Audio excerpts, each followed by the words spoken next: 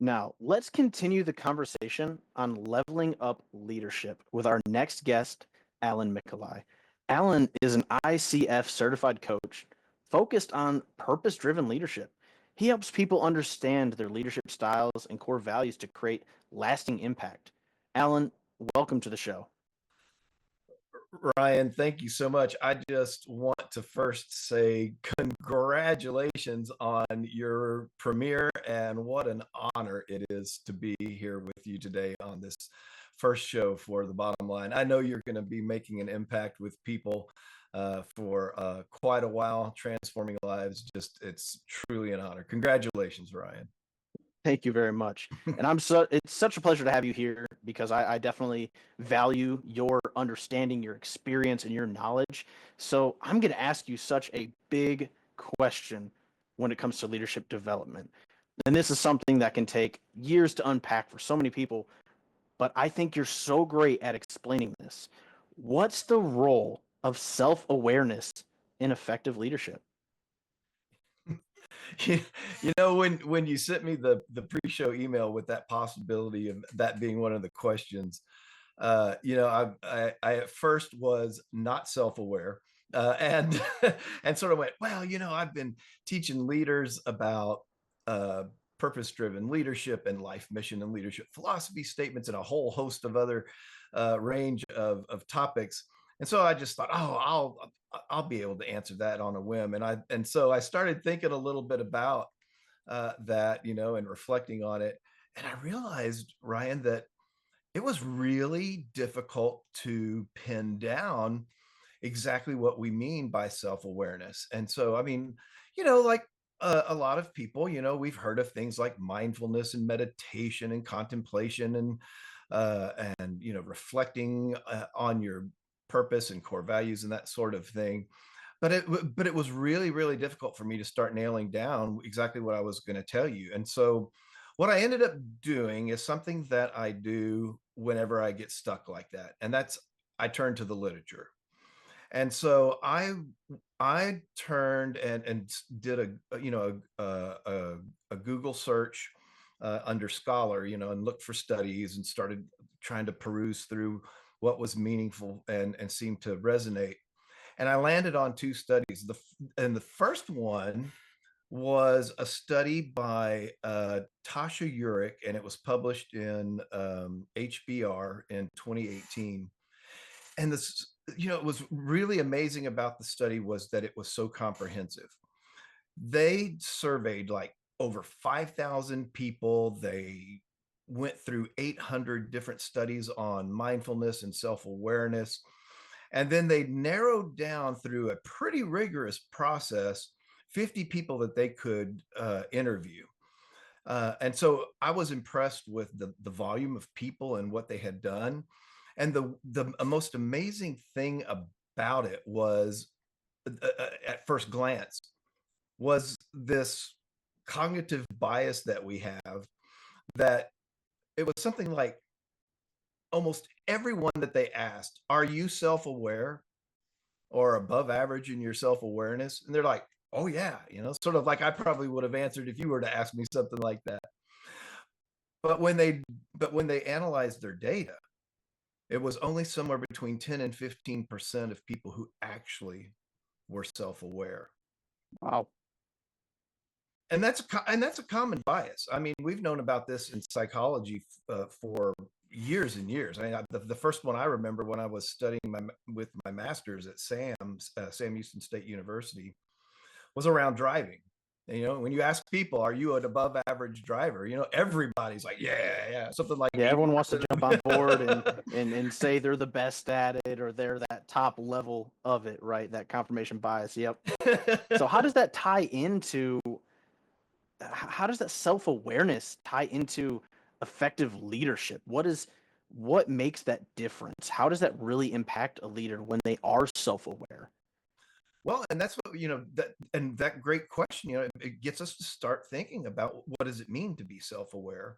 And surprisingly to me, how some of the programs that I offer aligned with their findings without me even being able to articulate it in the rubric of self-awareness. And so, kudos to you. An example of why you're going to be such a great host is you have such great questions.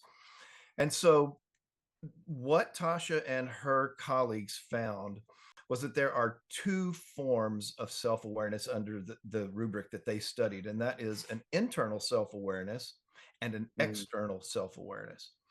And the internal self-awareness was what I think most of us probably kind of think about. It's that I know my core values, I know my passions, I might have a good idea about my strengths and my weaknesses, and maybe a little bit about how I interact with others. And so that was their understanding and finding. And I think most of us could sort of intuitively just say, yeah, that's what self-awareness is. But what was interesting was that they also found that there's this external self-awareness, and that's an understanding of how others see us in the with those same sort of elements. So is my self-awareness of my values, my passions, my strengths, how I fit with the environment, how others react to me, are others seeing that as well? And that was actually how they teased out to find their 50 people to interview, was that when they did the survey, you not only took the survey for yourself, but somebody who was close to you had to take the survey about you. And if that aligned, if that aligned between the person or the external and the internal, then that was one of the criteria that they used to define somebody as being self-aware. That is really interesting when you think about it. I like the aspect of this study being done to where someone takes the survey and then someone close to them takes it as well. Mm-hmm. And it gives you a different perspective where two perspectives really come together to express that external awareness. And I would agree with you. I would say my first thought process when it comes to self awareness is that internal self awareness, not so much that external. Mm-hmm. And I think, based on my experience, the best leaders have a really, really strong external awareness.